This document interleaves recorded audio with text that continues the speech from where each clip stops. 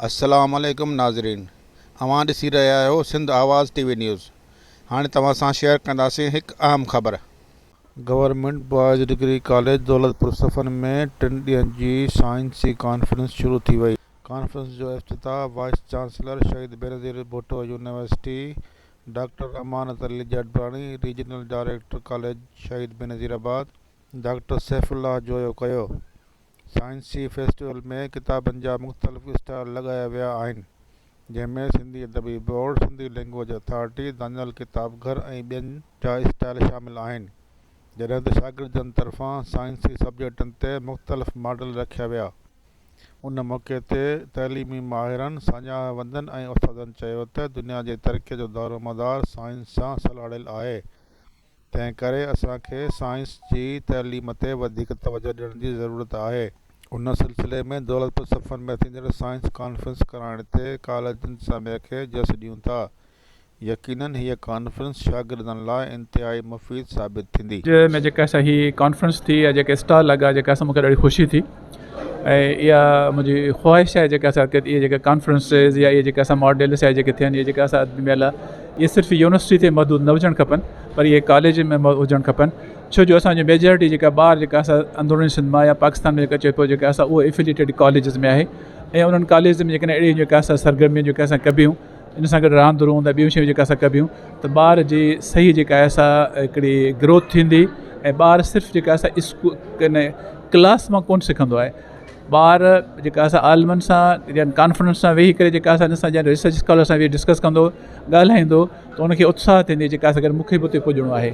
सो इहे जेका असां अॼु जी ज़रूरत आहे, इहे थियणु खपनि।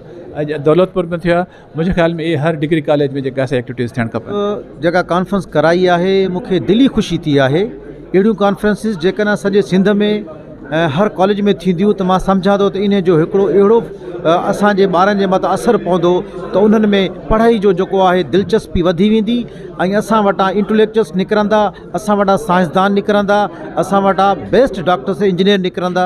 तंहिंजे करे मुंहिंजी इहा ख़्वाहिश आहे त अहिड़ियूं कॉन्फ्रेंसिस हर कॉलेज में थियनि, पूरे सूबे में थियनि ऐं इन्हनि जो मां सम्झां थो त क्रेडिट फर्स्ट क्रेडिट सां इर्शाद साहिब ॾे वञे थो। इन्हनि जो सेमिनार थी रहियो आहे साइंस कॉन्फ्रेंस, तमामु बहितरीनु। असां तमामु घणा शुक्रगुज़ार आहियूं इन कॉलेज जा ऐं स्पेशली सर इरशाद साहिब जन जा, जिन असांखे एप्रिशिएट कयो ऐं हिते असांखे घुराए करे शील्ड ॾिनियूं वयूं आहिनि ऐं असां पंहिंजा जेके पेपर्स रिसर्च पेपर्स आहिनि उहे असां पढ़िया आहिनि। असांखे तमामु घणी ख़ुशी थी। मुख़्तलिफ़ हिते स्टार्स लॻल आहिनि ऐं साइंस जे हवाले सां, बुक्स जे हवाले सां बहितरीनु। हिते काफ़ी गेस्टिस आयल आहिनि, उन्हनि खे ॿुधी करे तमामु असांखे बहितरीनु लॻो, हिकु उत्साह मिलियो, हिकिड़ी हिमत मिली, बहितरीनु।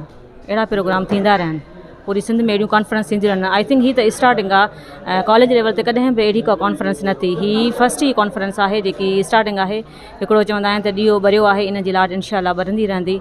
सो तमामु घणी ख़ुशी थी। सम्झा प्रोग्राम लोकल लेवल ते, रीजनल ऐं नेशनल लेवल ते थियणु घुरिजनि, छो जो इन सां हूअं त इंटरनेशनली या लोकली इहे जेके प्रोग्राम थींदा रहंदा आहिनि, पर जेके हिते हिननि जे जेके प्रीवियस स्टूडेंट्स आहिनि उन्हनि खे घुराए करे उन्हनि पंहिंजे फील्ड्स में केतिरी महारत हासिल कई आहे, केतिरा अॻिते निकिता आहिनि ऐं उन्हनि जे तवसो सां हू पंहिंजे जेका ॿी न्यू जनरेशन आहे या जेके न्यू स्टूडेंट्स आहिनि उनखे इंकरेज कनि था। इन शइ जो जेको बुनियादु हिन कॉलेज में पियो आहे, इहो तमामु सुठो हिकिड़ो अमल आहे। इनखे प्रमोट करणु घुरिजे, इन क़िस्म जो प्रोग्राम थियणु घुरिजनि ऐं अहिड़े क़िस्म जी साइंस एग्ज़िबिशन्स जेका हिते थिए थी उहा ॿियनि कॉलेजिस में बि थियणु घुरिजे, छो त इन सां ॿार इनकरेज थींदा ऐं उन्हनि में पढ़ाई जो जेको शऊर आहे उहो अञा उन्हनि जी दिलचस्पी बि वधंदी ऐं शऊर बि वधंदी। Assalamu alaikum. My name is Marvi. Please subscribe Sindh Awaz TV News and like for latest news update.